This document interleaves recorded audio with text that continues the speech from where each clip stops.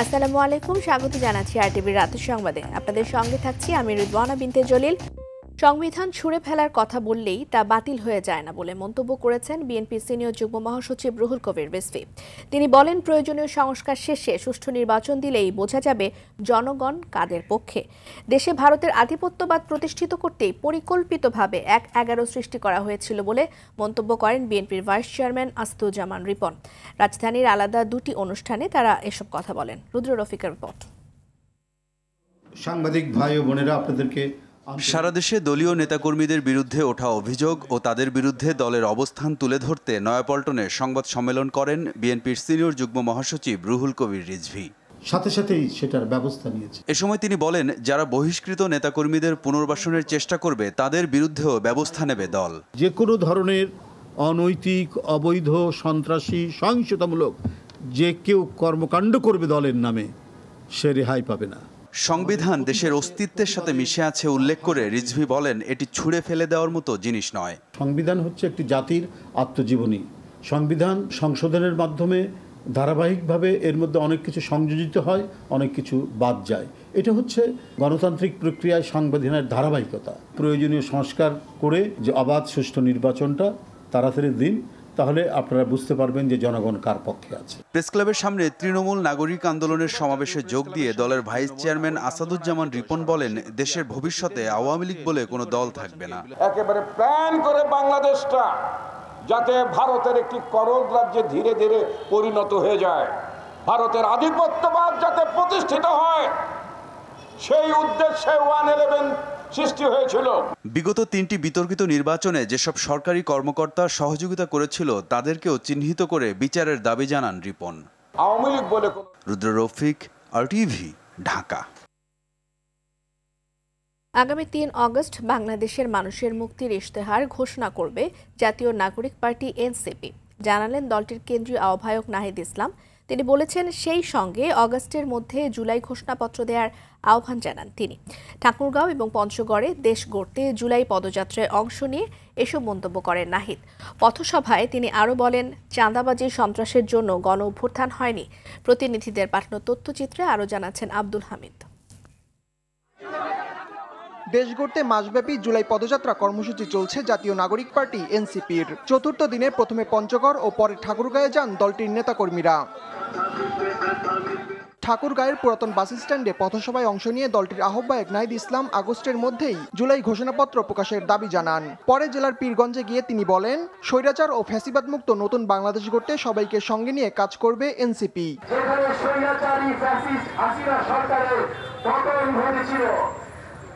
স্বৈরাচারী হাসিনা দেশ থেকে পালাতে বাধ্য হয়েছিল।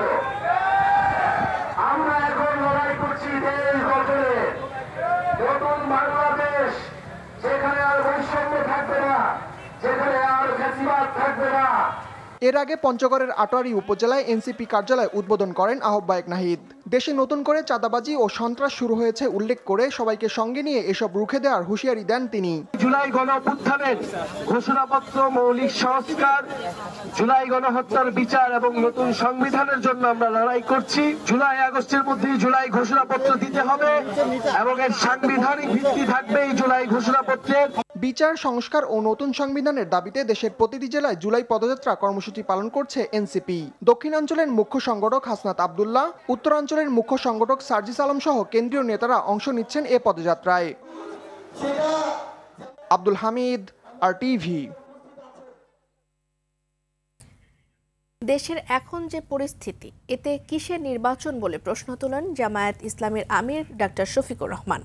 সকালে নীলফামারীর সৈয়দপুর বিমানবন্দরে রংপুরের জনসভায় যোগদানের উদ্দেশ্যে এসে সাংবাদিকদের তিনি এসব কথা বলেন। এ সময় তিনি আরও বলেন, দেশে নির্বাচনের পরিবেশ তৈরির জন্য অবশ্যই সংস্কার করতে হবে। এদিকে জনসভায় অংশ নিয়ে জামায়াতের সেক্রেটারি জেনারেল অধ্যাপক মিয়া গোলাম পরওয়ার বলেন, সংস্কার, বিচার এবং লেভেল প্লেইং ফিল্ড নিশ্চিত না হলে জনগণ নির্বাচন মেনে নেবে না।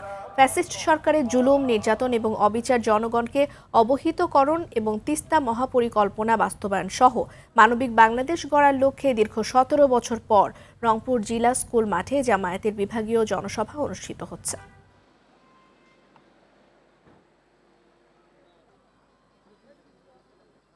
আগে নির্বাচনের পরিবেশ অবশ্যই তৈরি করতে হবে। এই পরিবেশ তৈরির জন্যই সংস্কারের প্রশ্নগুলো এসেছে।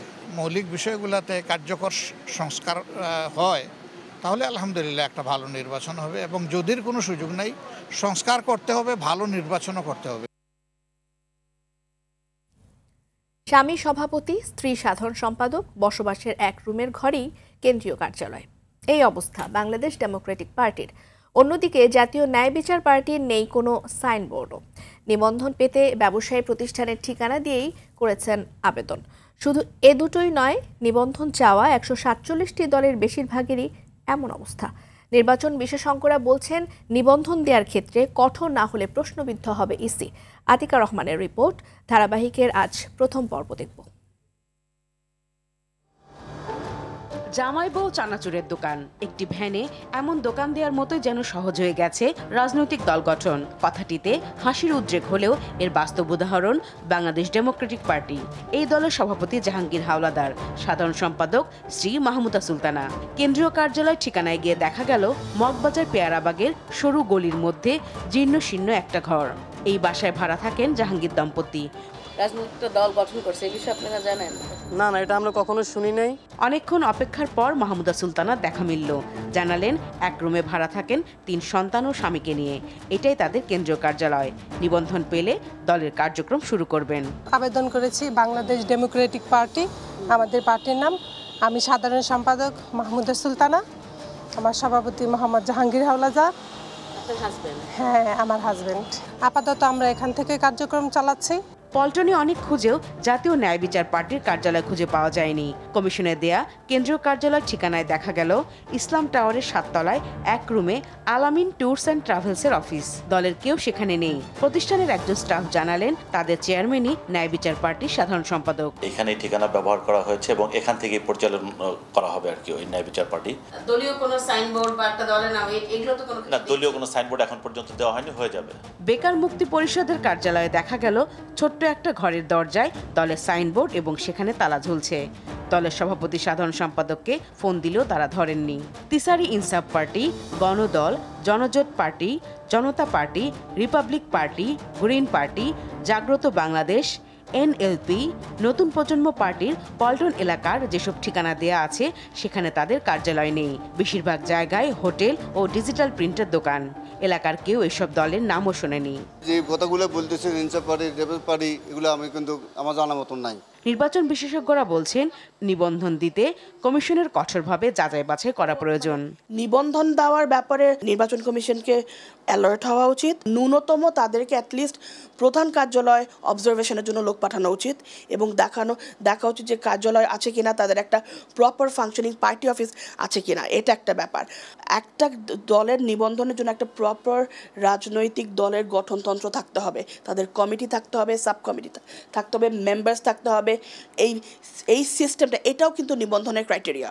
গঠনতন্ত্র, কেন্দ্রীয় কার্যালয় নেই, কমিটি নেই এমন প্যাট সর্বস্ব ও সাইনবোর্ড কেন্দ্রিক দলকে নিবন্ধন দিলে নির্বাচন কমিশন বিতর্কিত হবে বলেও মন্তব্য করেন এই বিশেষজ্ঞ।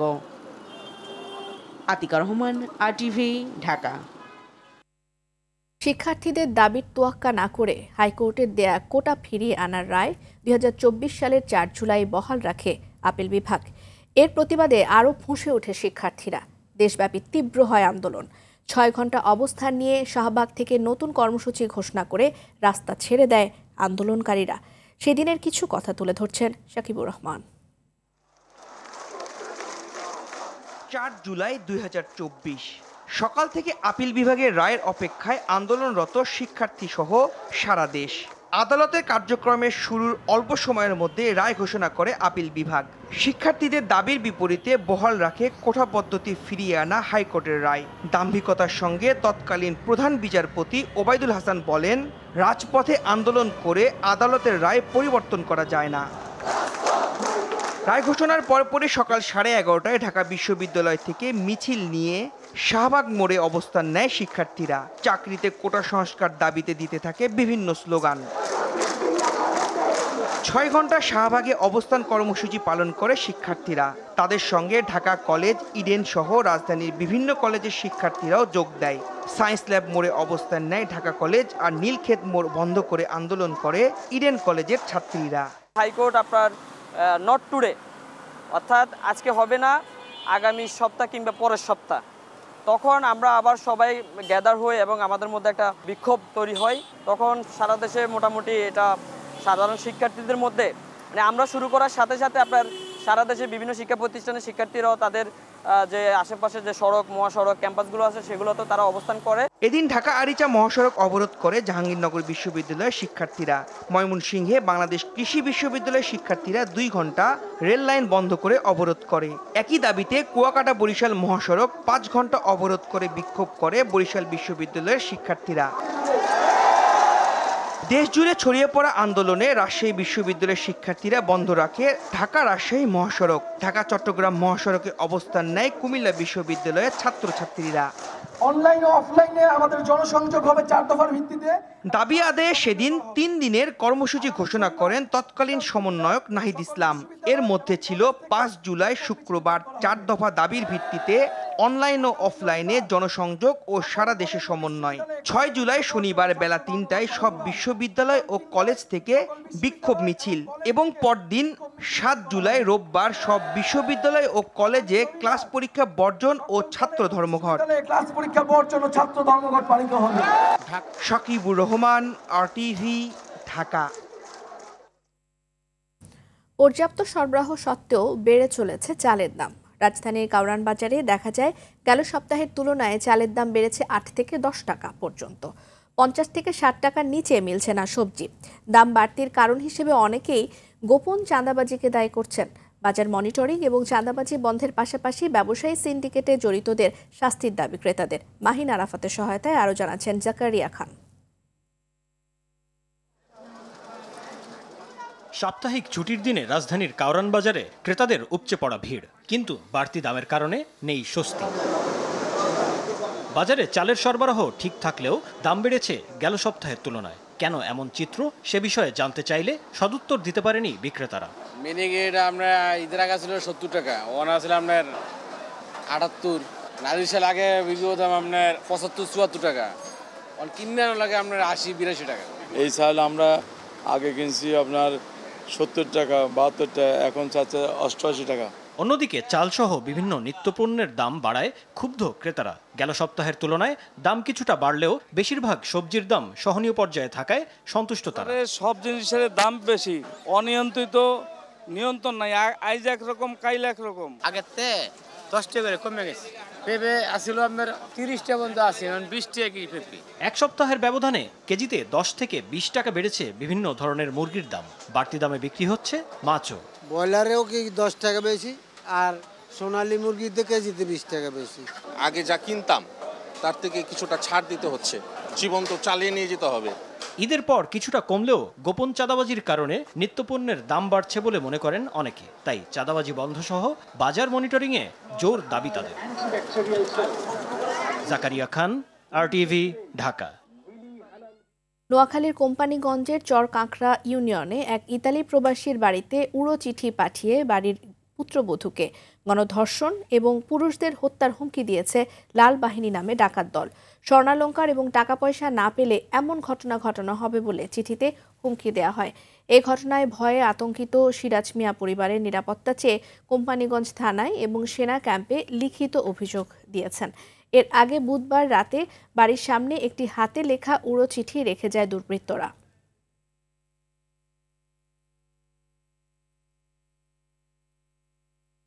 ঠাকুরগাঁও এবং ব্রাহ্মণবাড়িয়ায় পানিতে ডুবে ভাই বোন সহ 4 শিশুর মৃত্যু হয়েছে। ঠাকুরগাঁওয়ের বালিয়াডাঙ্গিতে পুকুরের পানিতে ডুবে সিয়াম এবং সোহান আলী নামে 2 শিশুর মৃত্যু হয়। সকালে উপজেলার ছোট লাহিড়ি গ্রামে এই ঘটনাটি ঘটে। সোহান ওই এলাকার শফিউল ইসলামের এবং সিয়াম দবিরুল ইসলামের ছেলে, দুজন সম্পর্কে চাচাতো ভাই। সকালে খেলতে গিয়ে পুকুরের পানিতে ডুবে তাদের মৃত্যু হয় বলে জানায় স্থানীয়রা। এছাড়া ব্রাহ্মণবাড়িয়ায় ডোবা থেকে শাপলা ফুল তুলতে গিয়ে ভাই বোনের মৃত্যু হয়েছে। সকালে পৌর শহরের ভাদুঘর খাদেমের মাঠ এলাকা থেকে হুসাইন এবং তার বোন জিন্নাতের মরদেহ উদ্ধার করা হয়। তারা একই এলাকার আক্কাস মিয়ার সন্তান।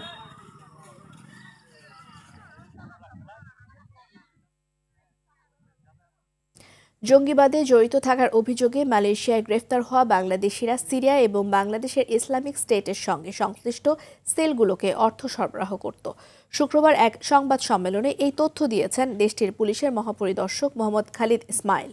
তিনি বলেন, চক্রটি আন্তর্জাতিক মানি ট্রান্সফার সার্ভিস এবং ওয়ালেট ব্যবহার করে ওই অর্থ পাঠাতো। মালয়েশিয়া পুলিশের স্পেশাল ব্রাঞ্চের কাউন্টার টেরোরিজম ডিভিশন অর্থ সংগ্রহের প্রমাণ পেয়েছে।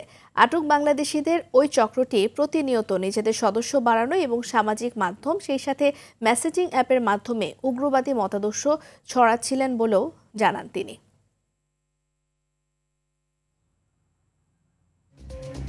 রাতের সংবাদ এ পর্যন্তই। মধ্যরাতের সংবাদ 1টায় দেখার আমন্ত্রণ রইল। ধন্যবাদ সবাইকে।